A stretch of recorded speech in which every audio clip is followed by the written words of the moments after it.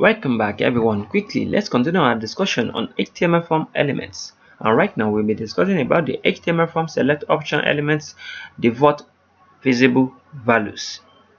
Use the size attribute to specify the number of default visible values. So I'm going to show you how this works quickly. Inside our select element right here, we are going to use this size attribute. So I'm going to show you what's going to happen. Back to our code. We are having this in our previous tutorial. You can check it. You can check it. There's no any magic in this. You can select anything and it's going to display, right? So let's get back to our code. Let's see our code. This is our code, right? So quickly inside our select element right here, we want to use size. Let's give it a value. Let's give it 3.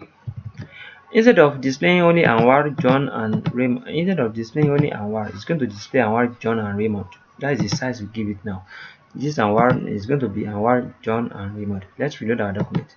Can you see Anwar? Can you see? We are having 3 values now: Anwar, John, and Raymond. And when we scroll again, we are seeing John, Raymond, and William.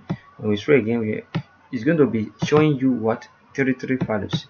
So depend on which size you want. Even you can give it 10. As you can see, we haven't give our value option, our option to 10, but it's still going to extend the space for us. Can you see?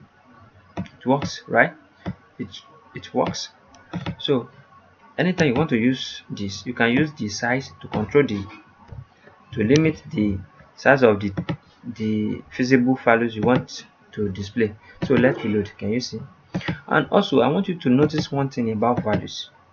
So another thing I want you to notice about values is that, let me talk about that in another tutorial so you can understand it in deep way.